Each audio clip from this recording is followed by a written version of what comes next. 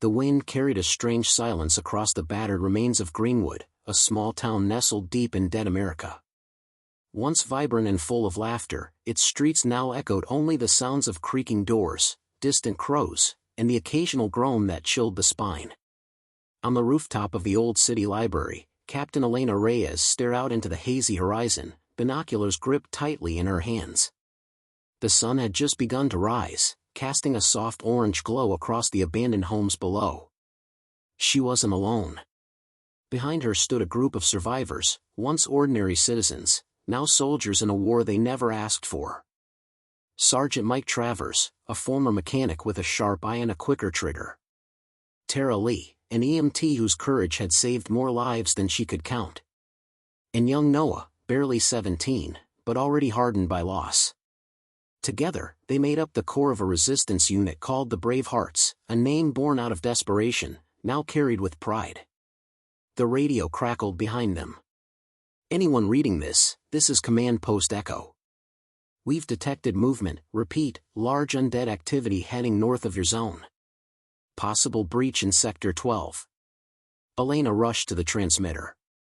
This is Captain Reyes, Greenwood Watch. We copy. Sector 12? That's barely 5 miles from here. Confirmed, the voice replied. Advise evacuation or fortification. We can't send backup yet. Too many fronts. You're on your own for now. Hold if you can. The line went dead. A heavy silence fell over the rooftop. Mike muttered, figures.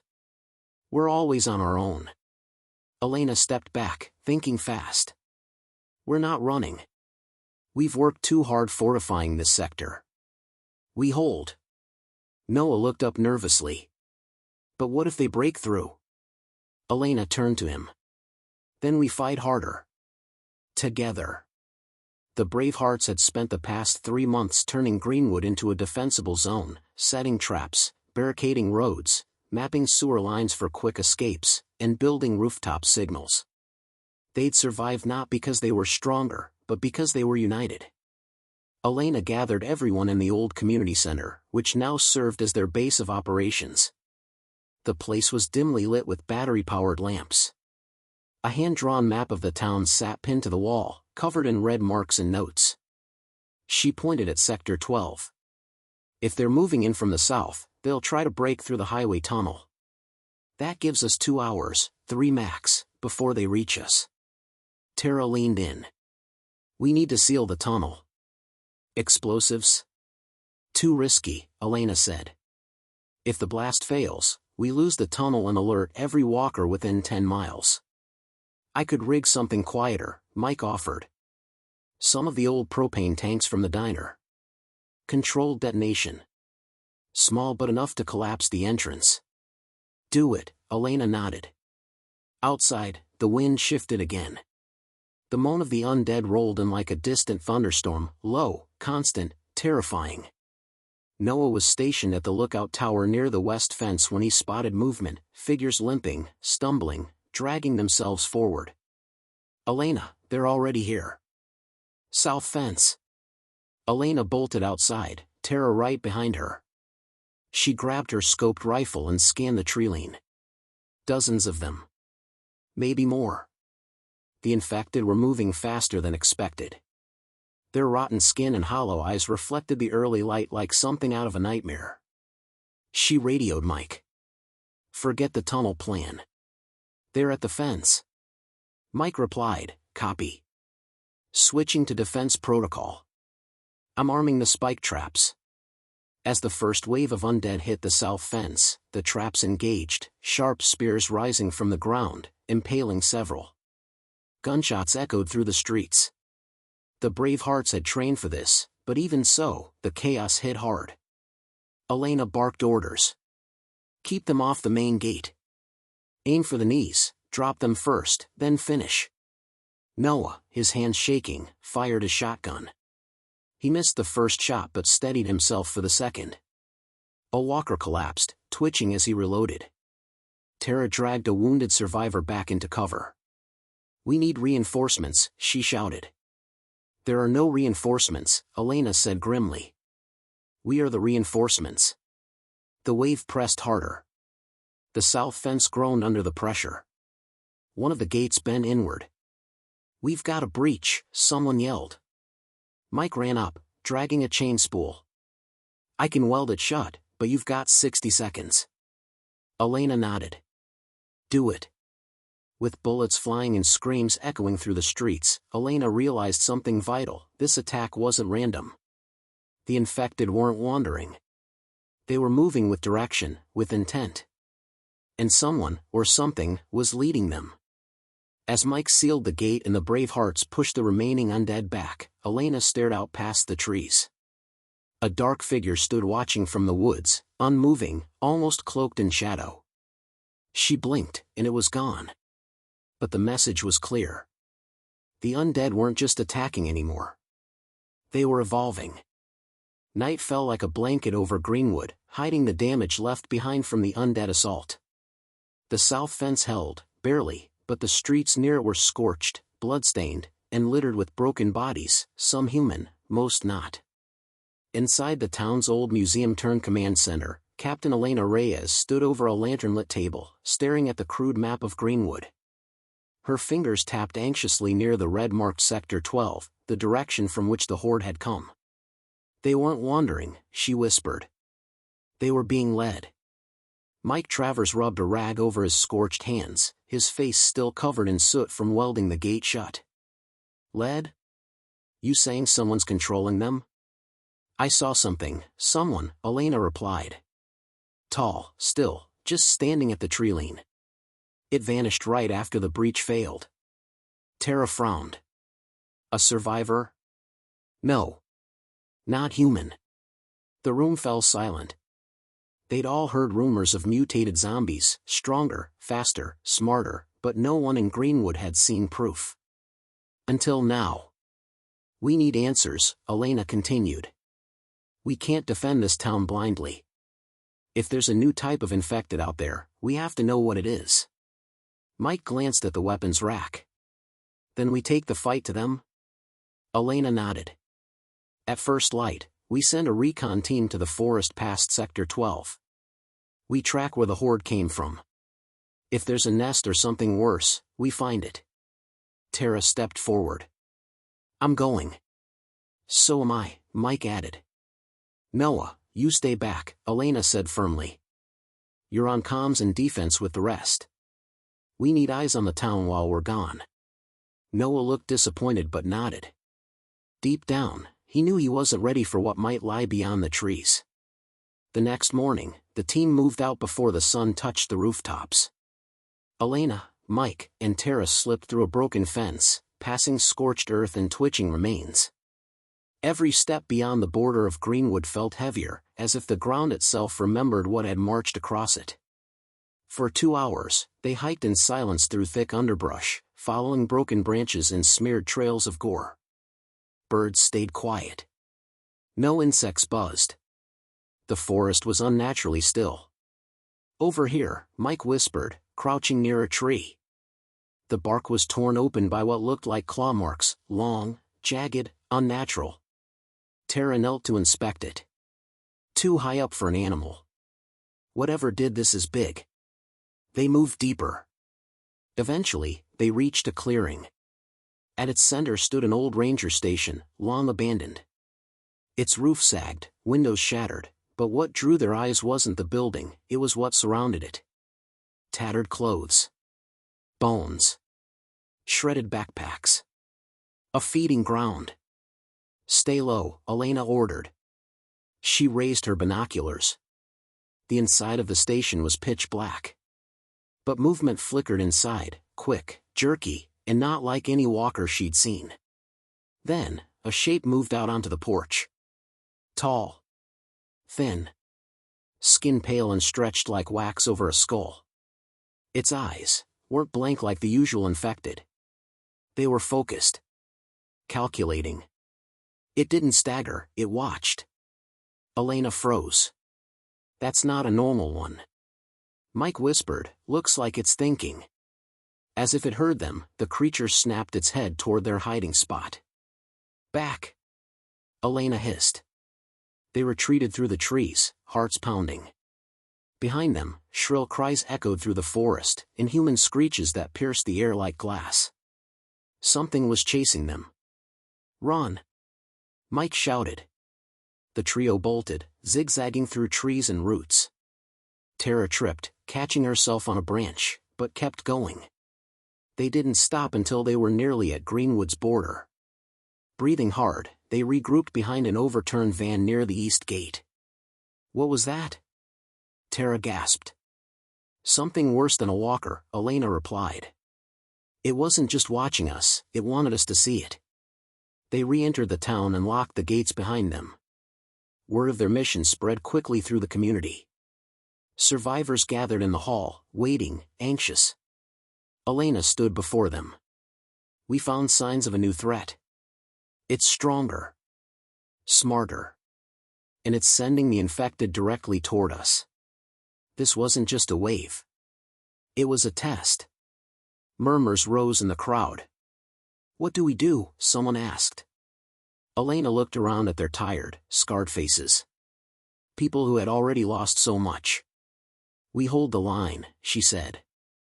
"But we adapt. We plan smarter. We fight harder. We're not just survivors. We're the last defense for whatever's left of this country." The brave hearts didn't cheer. They didn't shout. They nodded.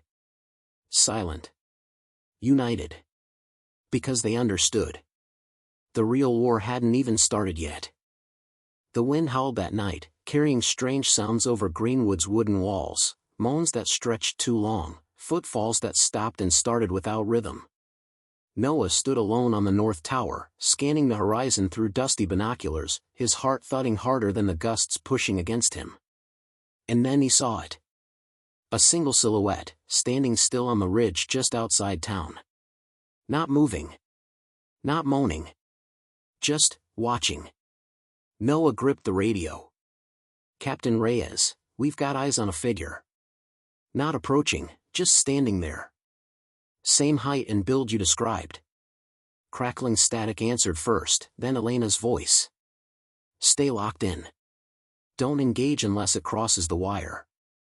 Keep tracking it." Noah didn't look away. The figure remained like a statue, even as clouds slid across the moon. In the war room, Elena studied the ranger station's location and everything they had marked around it. She circled it in red, then drew arrows toward Greenwood, tracing the horde's path. "It's a command pattern," she murmured. Tara leaned over her shoulder. "You think that thing out there was giving orders? It's not random. They're testing our walls, our shifts, even our supply runs. Each wave is getting closer, faster, and stronger. They're learning." Mike frowned. "Then it's not just a smart zombie. It's a commander." Elena tapped the map. "And it's only a matter of time before it attacks with more than a horde. We need to start thinking beyond defense." She turned to the group. "Tomorrow, we prepare the counterstrike." Morning came harsh and early. Elena gathered the top fighters and scavengers in the courtyard. She paced before them with her arms folded, scanning the faces, weathered, anxious, but determined. "We're heading back to that ranger station," she said.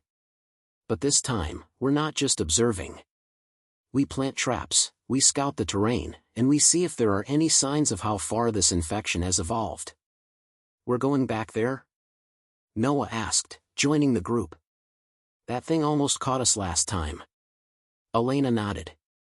"That's why we're going prepared. Mike's building spike traps and firebombs.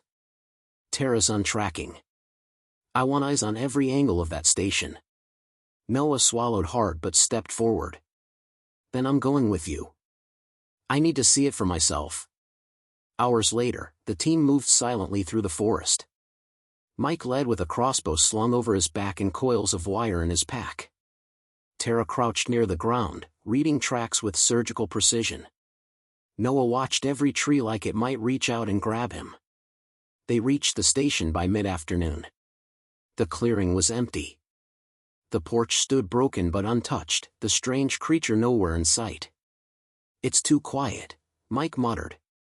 Tara planted motion sensors around the clearing while Elena and Noah entered the station. Inside, the air was thick with mildew and something worse, rot. Elena's flashlight beam swept across broken furniture, clawed walls, and markings on the floor. Strange symbols, drawn in something dark and crusted. "What is this?" Noah whispered. Elena knelt. Not language. More like signals. Suddenly, a loud snap echoed from outside, the sound of a tripwire triggering. They ran out. A single walker, head twisted sideways, staggered into the clearing and collapsed, caught in one of Mike's traps. But behind it, came more. Dozens. They spilled from the treeline in silence, jaws locked open in permanent snarls. Their eyes glowed faintly. Not like the dumb walkers they knew, these moved fast. Direct. No growling. No warning. "They're quiet," Tara shouted. "Too quiet." Mike lit the first firebomb and hurled it toward the path. Flames burst up, forcing the front line to halt.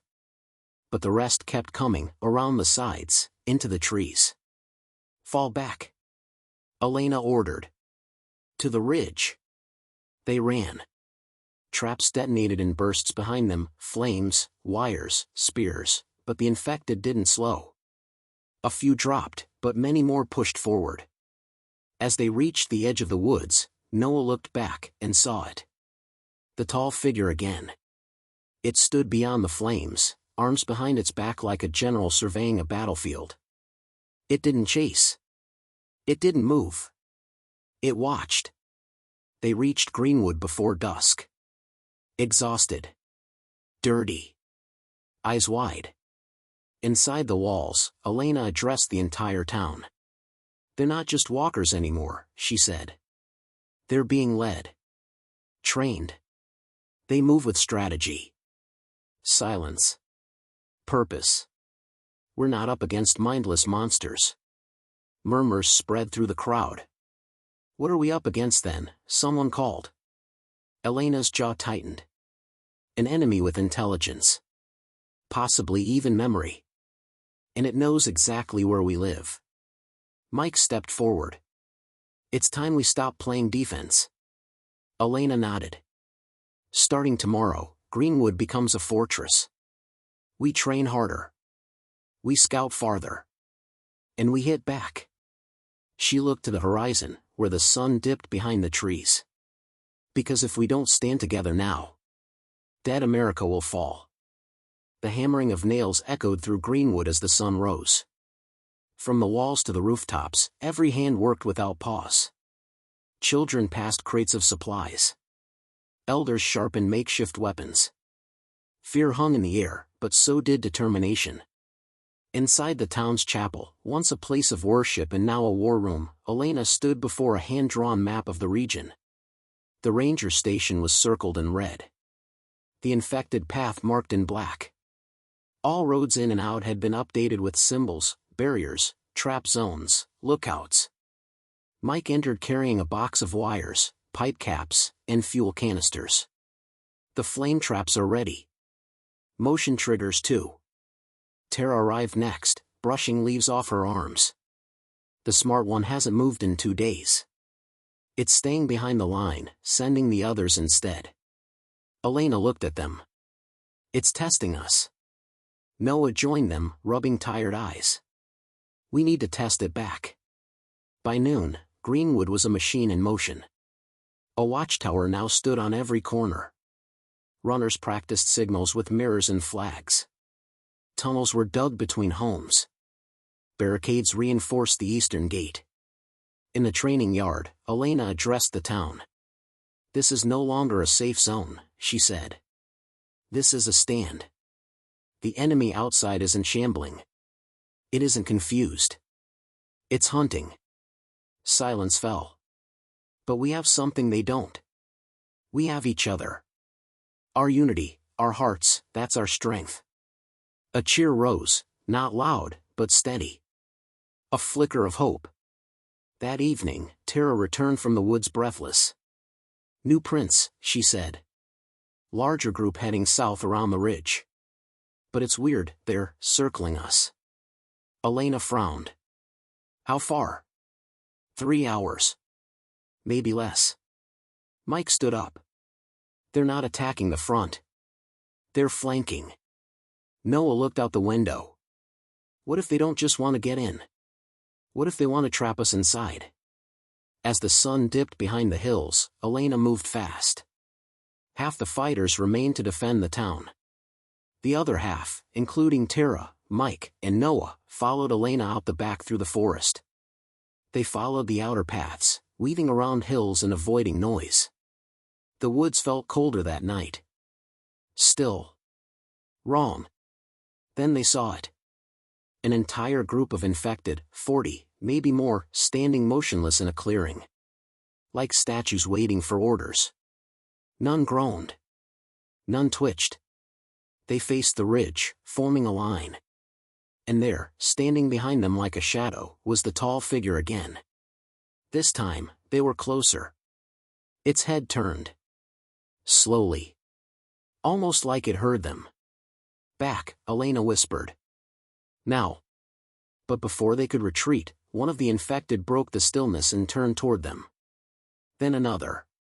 Then all of them. They didn't scream. They charged. The team scattered. Mike hurled a flare to confuse them. Tara dragged Noah into the thicket. Elena sprinted across the slope, waving her flashlight in a pattern toward the nearest lookout tower. 2 flashes answered back. Good. Someone saw them. But the infected weren't chasing in chaos, they were herding, blocking exits, using the terrain to corner them. They're driving us. Mike yelled as he slashed through brush. They're pushing us somewhere. Tara stopped near an old fallen log. This way. They dove into a tight ravine. The infected howled above but didn't follow down. Noah panted, why aren't they jumping in? They don't want us dead, Elena said slowly. Not yet. They're learning us. Studying how we run, where we hide. The silence after was heavier than any scream. Back in Greenwood, the lookout who saw the signal, young Josie, raced to the alarm bell and struck it 3 times. Within minutes, the gate team was ready, and the return signal torch was lit. The message was clear. Ambush. Possible capture tactic. Group in danger. Prepare fallback. Inside the war room, Captain Reyes adjusted her rifle. They're changing strategy. It's no longer just a siege. She looked toward the forest, jaw clenched. It's a war now. Just before midnight, Elena's team slipped back into Greenwood through the emergency east tunnel. Dirt-covered, bruised, but alive. Everyone gathered in the chapel again, and Elena stood before the town once more. They didn't want to kill us tonight, she said. They wanted to learn. They're studying how we defend. How we escape. How we think. Noah added, and they're coordinated. Whatever that thing is, it's planning. A hush fell again. Mike laid out a crude trap schematic. We need to fight smart. Set up false weaknesses. Lure them into our plan. Tara nodded. Let them think they're leading. Then we turn the tide. Elena looked around the room. Old faces. Young ones. All scared. All brave. We may be facing something we don't understand, she said. But it's facing something it never will. She stepped forward and pointed to the map. Us. The air inside Greenwood was thick with quiet urgency. Following the ambush, the townspeople knew they couldn't sit and wait. Defense wouldn't be enough. If the undead wanted to study them, then it was time to feed them false lessons. In the war room, Captain Reyes stood by a revised map drawn with shaky hands and sleepless eyes. A red X marked a valley just south of Greenwood, a place once used as a logging zone. Narrow, deep, and bordered by cliffs. Perfect for a trap. We'll set up fake patrols, she said. Lure them into thinking we're scouting the ridge again. Then lead them straight into that valley. And when they follow, Mike added, placing a bundle of wires on the table, we light the whole thing up. Noah tapped the map. We set flame points here, here, and here. If we're lucky, we trap a whole section of them. If we're really lucky, Tara muttered, we burn that tall one, too. Elena looked over the room. No more running. No more waiting. We draw the line here. By morning, the plan was in motion. Scouts created false trails, boot prints, cigarette ash, broken twigs, all leading toward the ridge trail. Dummy figures in old patrol uniforms were placed near clearings, looking like watchmen from a distance. Booby traps were buried. Timers tested. Oil-soaked logs laid in hidden channels. The valley transformed from a logging site into a death zone. And Elena, along with a hand-picked group, volunteered to be the bait. The decoy patrol moved just before dusk. Elena led, with Tara at her flank and Noah watching their rear. They walked slow, loud enough for the undead to hear, but cautious. Each step was deliberate. They wanted to be seen. They'll take the bait, Tara whispered. They've watched us long enough. They'll come, Elena said. And when they do, they'll get the surprise of their afterlife. Far behind them, on the opposite side of the valley, Mike waited with Reyes and 5 others, each manned with flame triggers and rifles. The air smelled of pine and oil. The silence was haunting. Suddenly, a rustle. Then another. Mike peered through the binoculars and froze. They're here. At the edge of the tree line, they emerged, slowly at first, like shadows stepping into reality. Dozens of infected. But they didn't charge. They fanned out. The tall one was there, lingering behind like a commander at the back of its army. Its head tilted slightly, sensing something. Come on, Reyes whispered. Just a few more steps. In the valley below, Elena and her group pretended to stumble, to panic. They broke into a run, right into the trap. That's when the undead followed. The moment the last creature entered the valley, Reyes gave the signal. Light it. Mike flipped the first trigger. A jet of flame burst from the left ridge. Then the second. And the third. The valley became a ring of fire. The infected screamed. Not moaned, screamed. The fire lit their skin, spread across oil-lined paths, and cut off any retreat. The tall one flinched. Its eyes locked on Elena across the flames. It didn't move. Elena's group retreated to the safe zone as flames towered behind them. Tara turned to look. They're trapped. Noah clenched his jaw. So why isn't it running? Through the smoke, the tall infected stood still, watching. Then, slowly, it did something none of them expected. It stepped into the fire. No way, Elena whispered. It didn't scream. It didn't burn. The flames moved around it like wind around stone. It walked through the inferno and disappeared back into the trees. Hours later, the valley still burned. Dozens of infected bodies lay charred and unmoving. Reyes walked among the ashes with Mike, disbelief on their faces. That was half of their force, he said. We did it. No, Reyes replied, her voice low. We survived. But the leader. Elena approached, her clothes streaked with ash and sweat. It walked through the fire. Like it knew. Like it wanted us to see. Mike nodded slowly. It's not just smart. It's evolving. That night, Greenwood held no celebration. There was no cheering. Just silence, as they buried the fallen and tended to the wounded. Elena stood alone at the lookout tower, watching the forest beyond the ridge. Tara climbed up beside her. Do you think it'll come back? Elena didn't answer right away. She stared into the trees like she expected to see glowing eyes staring back. I think it never left. Tara swallowed hard.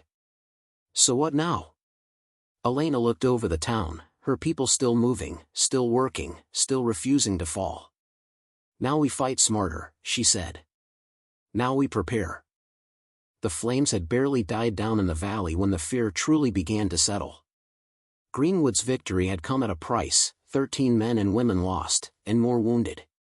But it wasn't the death toll that kept everyone awake that night. It was the memory of the tall infected, walking through fire like it was nothing. Mike sat alone in the bunker, flipping through pages of his old biology textbooks, trying to find something, anything, that could explain what they had seen. It's like it's adapting, he muttered to himself. Not just mimicking us. Learning. Changing. Captain Reyes entered the room, arms crossed, her face grim. We can't win with tricks and traps alone anymore. Mike looked up. Then we changed the rules. Outside, in the heart of Greenwood, Elena gathered with Noah, Tara, and the remaining defenders. The mood was quieter than usual. No jokes. No confident smirks. Just people preparing for a storm they could no longer predict. We need eyes in the forest, Elena said. We can't wait for them to come to us anymore. If that tall one's still watching, we have to know what it wants. Or who, Tara added. It didn't chase us when it could. It let us go. Noah nodded slowly. Like it wanted us to see it walk through the fire. Elena clenched her fists. It's sending a message. The next morning, 2 scouting teams were sent into the woods. One went west toward the old ranger station. The other, led by Noah, headed east, where strange movement had been reported by the hilltop lookout. The forest was silent as Noah and his small group moved through the underbrush. Trees whispered in the wind, but no birds sang. No insects buzzed. The silence was unnatural. Then they saw it. A clearing. At the center, something off. A circle of bones. Laid in a perfect spiral. Some human. Some animal. All clean of flesh. What is this? One scout whispered. Noah took a cautious step forward, eyes narrowed. A message. Behind them, a twig snapped. Then another. Then the growl. They never saw what hit them. Shadows burst from the trees, faster than any infected they'd seen before. No moaning. No dragging feet. Just precision. 2 of Noah's team went down instantly. Another fired a flare gun skyward before being tackled and dragged screaming into the trees. Noah ran, heart pounding, zigzagging through the forest. He didn't look back. He didn't stop. The flare streaked into the sky like a burning cry for help. And in Greenwood, Elena saw it. She was already in a truck before Reyes could stop her. No backup? Reyes asked sharply. He's out there alone, Elena growled. I'm not waiting. Reyes sighed, tossed her the keys. Don't be a hero. Just bring him back. Elena found Noah near the base of Dead Man's Ridge, bleeding, breathless, barely conscious. They're faster, he choked out. Stronger. They don't just hunt now. They stalk. Elena hauled him into the truck and gunned the engine, racing back toward Greenwood. Behind them, deep in the trees, the tall one watched. No expression. No sound. Just watching. Back at Greenwood, Mike finished his analysis. Strange blood samples collected from the battlefield revealed something horrifying. These aren't mindless anymore, he said to Reyes. They're evolving past the virus. Their cells are restructuring. Into what? She asked. Something new, he replied. Something designed. Reyes narrowed her eyes. Then someone, somewhere, is controlling this. Mike hesitated. Or it's controlling itself. That night, the storm came. Thunder cracked across the sky. Rain fell in thick sheets. But Greenwood didn't sleep. Elena stood watch at the main gate, soaked to the bone. Tara joined her, handing her a warm drink. Do you ever feel like this place isn't a town anymore? Tara asked. It's just a last breath. Elena stared into the darkness. Maybe. But even the last breath matters. In the fields outside Greenwood, something stirred. Figures, barely visible through the storm, moved silently. They didn't charge. They waited. Watched. Planned. And at their center, the tall one raised its hand. It pointed straight at the town. The signal had been given. As lightning flashed across the sky, Captain Reyes sounded the alarm. All posts. They're coming again. Mike ran into the control room. This isn't a raid. It's a test. They're seeing how we react. Elena loaded her weapon and looked through the gate. Well, let's give them a result they'll remember. To be continued in Part 7. The sirens blared across Greenwood as lightning lit up the night sky. Rain lashed against rooftops. Shadows moved just beyond the fence line, dozens of infected, maybe hundreds. But unlike before, they didn't charge. They stood still. Watching. Inside the command bunker, Captain Reyes stared at the monitors. They're waiting, she muttered. Why? Mike leaned over the table, analyzing the thermal scans. Because this isn't about brute force anymore. It's a test. They're learning how we defend. Noah, still recovering from the ambush in the forest, clenched his jaw. Then we give them a different answer. At the front gate, Elena and Tara readied their squads. Everyone was tense but focused. Each defender had been trained and armed, yet something about tonight felt different. Elena raised her radio. Reyes, we're in position. Hold the line, came the captain's voice. Don't fire until they move. But even as she said it, something unexpected happened. The infected began to split. They divided into 3 silent groups, left, center, and right. No growls. No screams. Just motion, synchronized like soldiers. What in the, Tara whispered. They're flanking, Elena said. They've never done that before. Mike saw it too from the command center. This isn't a normal horde, he said. This is tactical. Reyes turned to the town engineer. Activate the perimeter lights. Don't let them use the darkness. Bright floodlights lit up the field, illuminating the infected. Most were the slow, rotting kind, what survivors used to call shufflers. But mixed in were others, taller, leaner, faster. And at the center, the tall leader stood motionless. Then it pointed again.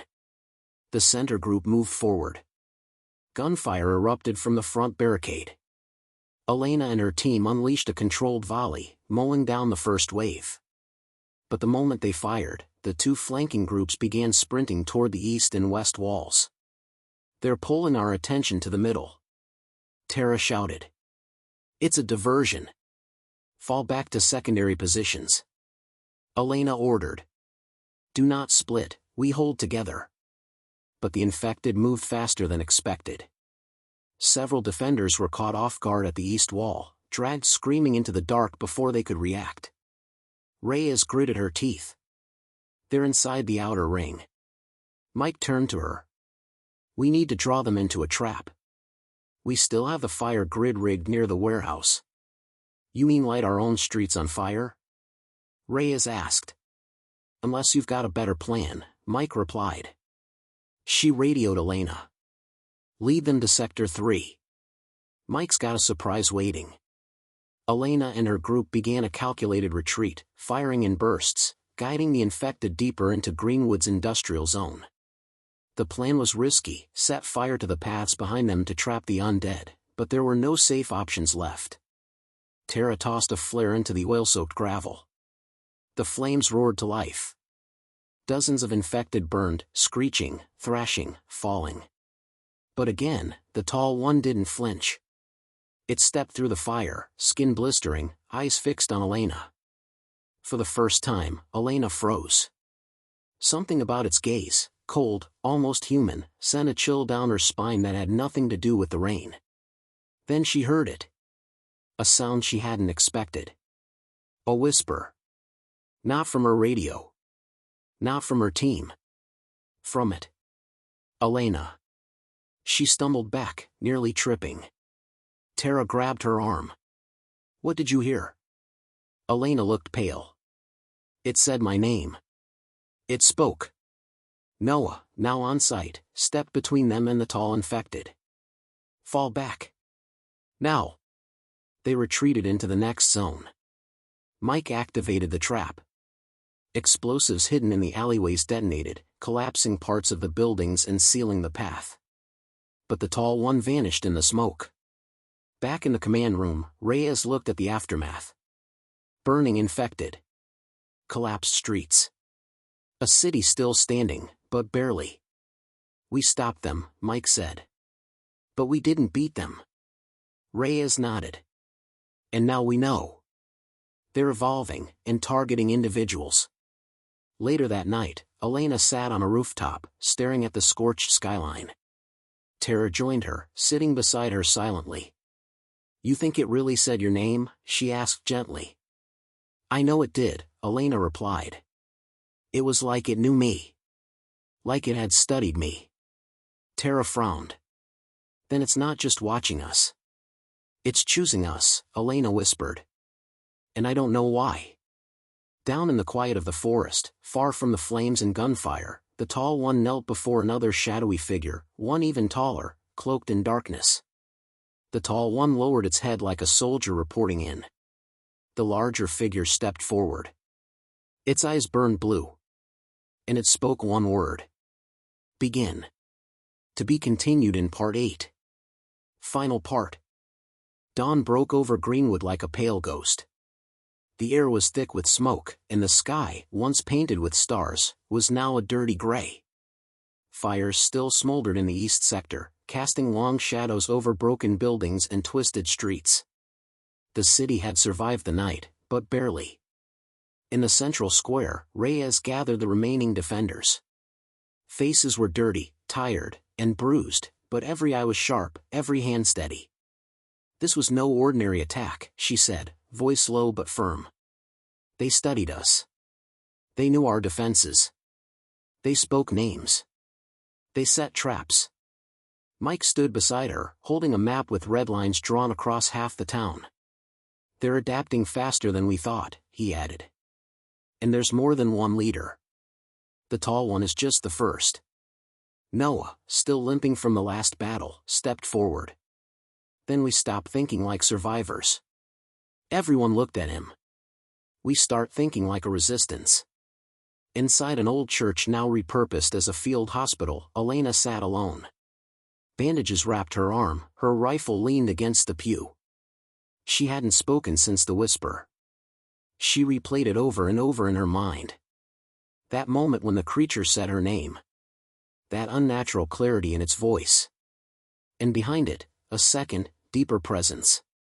One that hadn't revealed itself, yet. Tara entered quietly. "Elena, it's time." Elena rose. "Let's finish this." The plan was bold.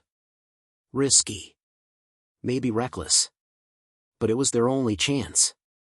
Mike had traced the infected's movements back to an old military compound 10 miles south. A long-forgotten place buried in trees and silence. If the enemy had a command center, that was it. Reyes called it the Denver. "We take the fight to them," she said. "Before they finish what they started." By sunset, 3 transport trucks rolled out of Greenwood carrying the best fighters they had left. Elena, Noah, Tara, and even Reyes were on board. No one stayed behind who wasn't ready to die for the cause. They traveled under cover of fog, headlights off, radios silent. The world outside was still, too still. Even the birds had fled. Mike's voice crackled through the earpiece. "You should be reaching the outer perimeter now." They saw it soon after, a rusted gate surrounded by broken vehicles. A thick wall of black vines grew along the fence, pulsating faintly. Reyes gave the signal. The trucks rolled in. Inside, the old base was a nightmare. Tunnels carved into the earth. Corridors that breathed. Creatures that half-muttered words that sounded like names of people they'd lost. The infection had evolved beyond biology. They descended into darkness, flashlights barely cutting through the thick, humming air. They moved slowly. Guns raised. Hearts racing. Suddenly, Elena froze. A figure stood ahead. The tall one. But this time, it wasn't alone. Behind it stood dozens more. All quiet. All staring. Reyes whispered, "We walk into their court." Then the second leader stepped forward, the one cloaked in shadows. Its voice was not a whisper this time. It was thunder. "You chose to fight," it said. "You chose resistance. Now, choose your end." Noah stepped up. "We don't choose death. We choose freedom." And with that, Reyes opened fire. The room exploded into chaos. Flames. Screams. The roar of gunfire. The team moved like a single organism, each person covering the other. Tara dragged Elena from the line of fire just as a claw tore through the air beside her. Reyes faced the tall one directly. They circled like duelists, commander versus commander. "You were once one of us," she said. The creature tilted its head. "I am what you left behind." They charged. Their fight ended with a grenade and silence. Elena reached the heart of the compound, a strange, beating mass of black flesh and wires. The source of the infection's mind. Its hive. Mike's voice rang through the comm now. "Do it now." She planted the device, an EMP bomb built from parts Mike had scavenged and rigged together. It wouldn't kill the infected, but it would shut down their link. Cut the connection. Scatter the mind. As the walls began to close in, Tara grabbed her hand. "You sure?" "No," Elena whispered. "But it's the only way." She pressed the trigger. White light erupted. Then silence. They woke up hours later in the woods. Disoriented, aching, alive. The infected were gone. No sounds. No whispers. Just wind and birds. They stumbled back to Greenwood on foot, every step a miracle. They had won. Not the war. But the battle that mattered. Weeks passed. Reyes was buried in the town square. A hero. Mike continued rebuilding the walls. Tara and Elena trained the next group of fighters. Noah became the voice of the survivors, spreading messages to other towns that might still be out there. Greenwood stood. And the people stood with it. Elena often walked the edge of the fence at night, listening. No whispers. But she knew it wasn't over. She knew something still watched from the darkness. But for now, the brave hearts of dead America had proven one thing. United, they could stand. And together, they would not fall. End of story, 8 parts completed. Let me know if you want a new zombie versus human fight story outline or title. Ready when you are.